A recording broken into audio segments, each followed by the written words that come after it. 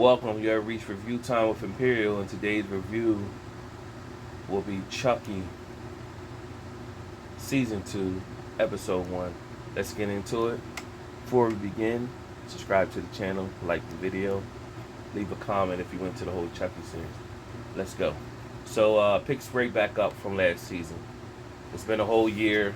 Season 2 is back in the fold. Picks right back up with Andy driving off with Tiff with the gun at him and a bunch of Chucky dolls in the back of the van. And Andy realizes that the Chucky dolls is back there talking. Of course, it got some little punch lines from Chucky, and one of the Chucky's got a bald head, and got some jokes in there right there, just starting off the bat. But Andy realizes that the Chucky dolls don't recognize who he is. They don't recognize who Tiff is, and if they recognize who Tiff was, they will understand that Tiff had chopped one of the Chucky's dolls' heads off, and they'd be trying to kill her. So, Andy start driving crazy, and Tiff dropped the gun. When he got the gun back, he shot Tiff's head off, and they instantly recognized that's Andy. So they went and tried to kill him, all the Chucky dolls. So Andy, thinking he's making a sacrifice to kill all the Chucky dolls, he drives the van off the cliff, and a fire broke out. So that was the last story that everybody heard. But if you ain't see a body, that means Andy jumped out before the van hit, and he's been hibernating since then. So he's still alive, just like Kyle didn't die last season in that house bomb. So meanwhile, 6 months to no, not 6 months to take place. It shows Jake getting with a new foster parents, and the foster parents has a little kid. So they looking at Jake to be like the big brother. They driving off. It's 2 hours from the town.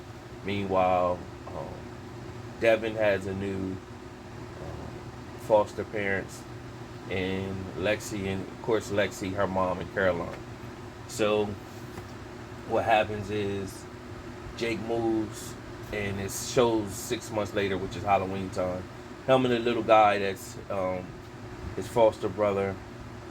What happens? It's Halloween. Little kid wants to go out. First, a trick-or-treater comes out looking like Chucky, but he was in a clown outfit, making weird comments to Jake. And so Jake kept getting this anonymous phone call, and he kept blowing him off.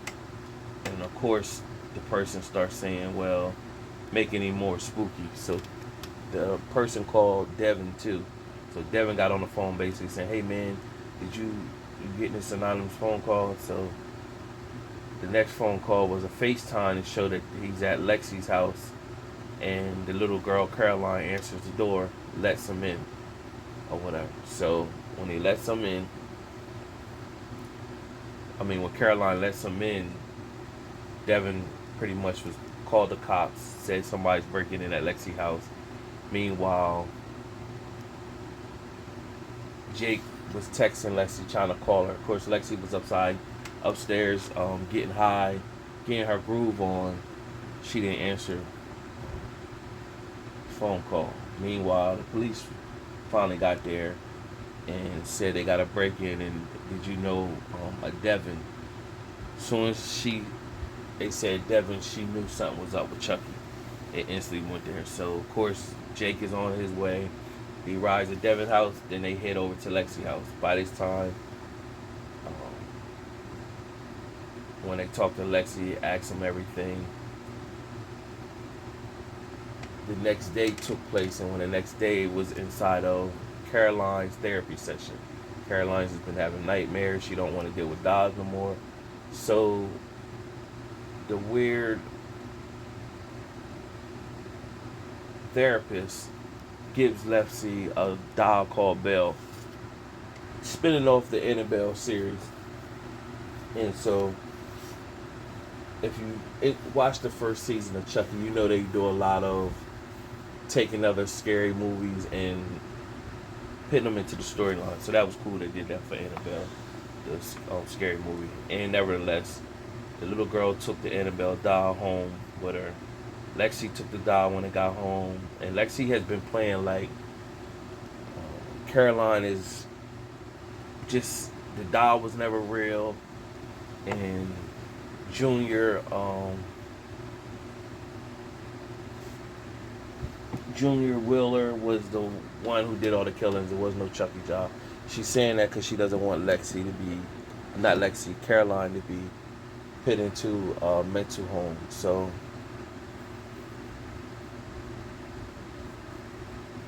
from there, she tied the doll up and to the chair.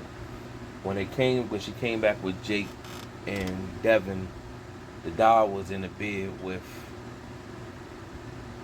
Caroline. So they pretty much was looking like, is it just coincidence or whatever? And they said, did you beat the doll up? And she was like, yeah.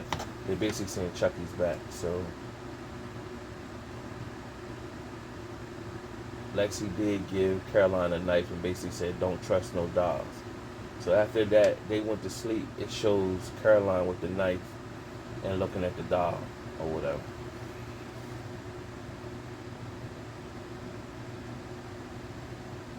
Then from there, the little kid shows up at Lexi's house with Chucky. And when they at the house with Chucky,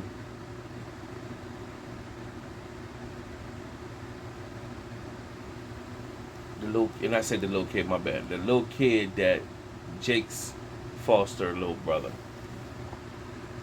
He showed up to the house with Chucky holding a bomb. Chucky's plan is at this time to blow all of them up at the same time. As soon as Lexi comes downstairs, Lexi's upstairs getting high, and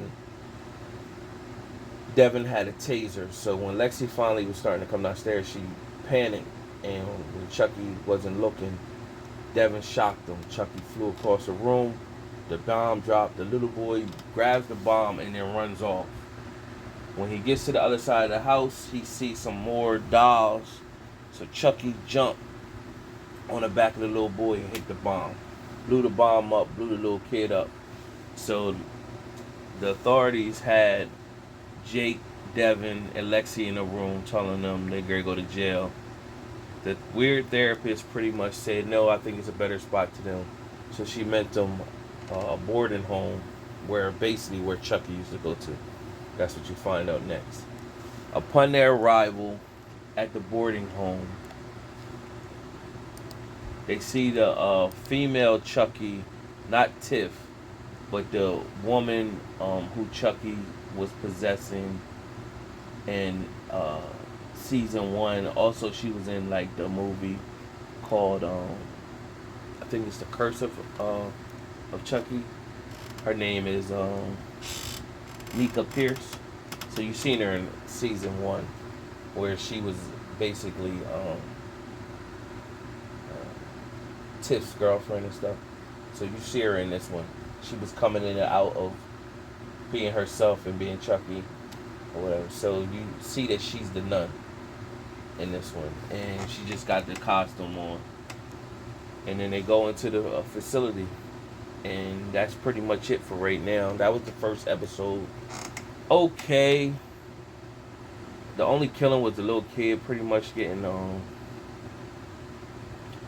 blown up, and they really didn't show that. Of course they wouldn't show that anyway, but that was it. So it's gonna be interesting to see if they could pull another good season. Last season was real good or whatever, so it's gonna be interesting to see if they could pull that off again.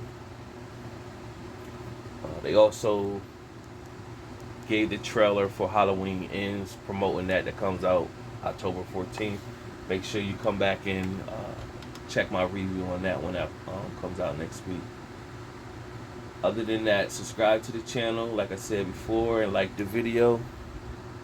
Till next time.